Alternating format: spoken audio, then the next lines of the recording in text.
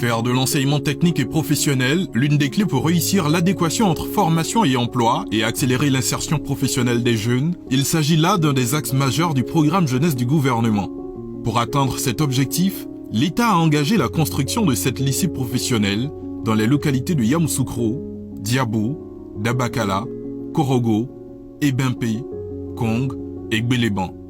Ces lycées qui ouvrent leurs portes en décembre 2024 viendront renforcer le dispositif déjà existant.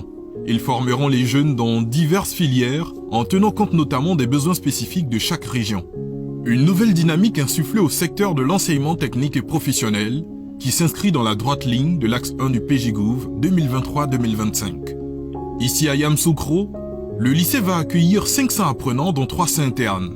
Comme tous les autres du genre, ce nouvel établissement est doté d'équipements de pointe pour permettre aux apprenants d'être mieux outillés à la fin de leur formation.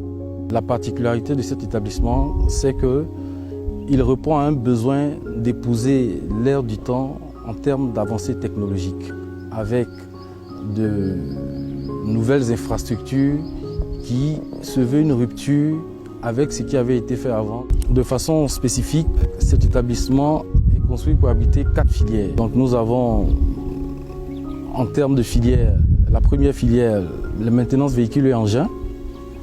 On a froid et climatisation.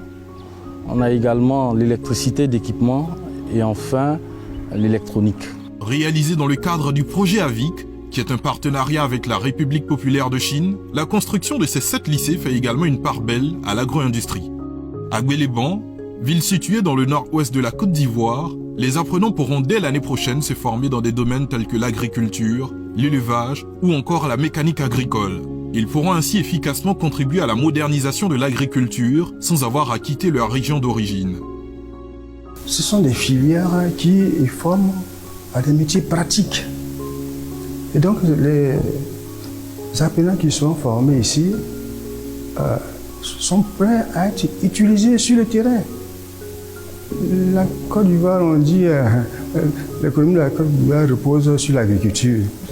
L'agriculture, elle seule, peut absorber tous ces jeunes.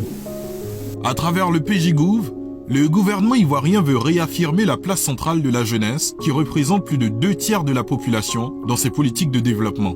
Mieux, il s'agit de donner à cette jeunesse les rudiments nécessaires à son plein épanouissement et en faire le pilier de la Côte d'Ivoire de demain.